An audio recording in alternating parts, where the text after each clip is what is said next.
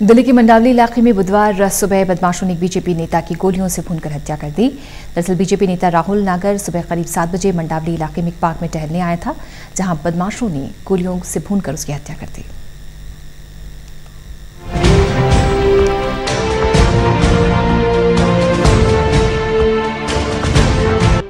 दिल्ली में बदमाशों के हौसले सर चढ़कर बोल रहे हैं। दिल्ली में बदमाशों को न ही दिल्ली पुलिस का खौफ है और न ही कानून व्यवस्था का। इसका जीता जागता उदाहरण दिल्ली के मंडावली इलाके से सामने आया है, जहां बदमाशों ने एक बीजेपी नेता की गोली मारकर हत्या कर दी। दरअसल तस्वीरों में दिख रहे राहुल नागर भारतीय जनता पार्टी के नेता थे। वो थाना मंडावली इलाके की इसी सोसाइटी में रहते थे। हर रोज सुबह सोसाइटी के बगल के पार्क में टहलने के लिए आया करते थे, लेकिन बुधवार सुबह जब वो पार्क में टहल रहे थे तब कुछ बदमाश पार्क में आए और उनके ऊपर ताबड़तोड़ फायरिंग की। बदमाशों ने राहुल के ऊपर करीब 6 से 7 राउंड फायरिंग की, जिसमें 4 गोली राहुल को लगी। हालांकि राहुल ने भागकर अपनी जान बचाने की काफी कोशिश की, लेकिन वो पार्क में ही बेसुध हो गए।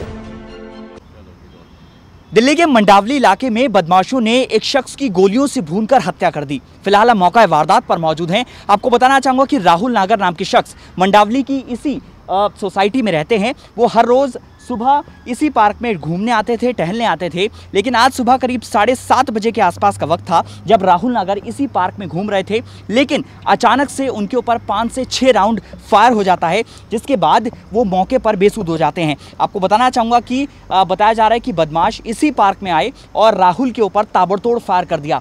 करीब 5 से 6 राउंड फायर किया गया, जिसमें से 4 गोली जो हैं वो राहुल नागर को लग जाती है, जिसके बाद जो है राहुल नागर यहाँ से भागने की कोशिश करते हैं, अपनी जान बचाने की कोशिश करते हैं, लेकिन कुछ ही कदमों की दूरी पर इसी जगह पर राहुल नागर बेसुध हो जाते हैं। जिसके बाद इलाके के लोगों ने पुलिस को कॉल किया, लेकिन जब पुलिस ने पास के मैक्स अस्पताल में उनको भर्ती कराया तो डॉक्टर ने राहुल नागर को मृत घोषित कर दिया। दरअसल राहुल नागर कोई छोटा मोटा व्यक्ति नहीं, बल्कि राहुल एक बिल्डर थे और पिछले कई बार घड़ी के चुनाव चिन्ह पर नगर निगम का चुनाव भी लड़ चुके थे। दरअसल भारतीय जनता पार्टी से रवि नागर का पर्चा कैंसिल होने के बाद भारतीय जनता पार्टी ने राहुल को सपोर्ट किया था। हालांकि राहुल चुनाव हार गए, लेकिन राहुल बीजेपी के कार्यक्रम में शामिल होते रहे। राहुल के ऊपर कुछ महीनों पहले भी जानलेवा हमला हुआ था, लेकिन वो बाल बच गए थे, लेकिन इस बार वो नहीं बच सके। हालांकि पुलिस के मुताबिक राहुल के ऊपर कई मुकदमे दर्ज थे और पुलिस ने उसे मंडावली थाने का वीसी भी घोषित किया हुआ था।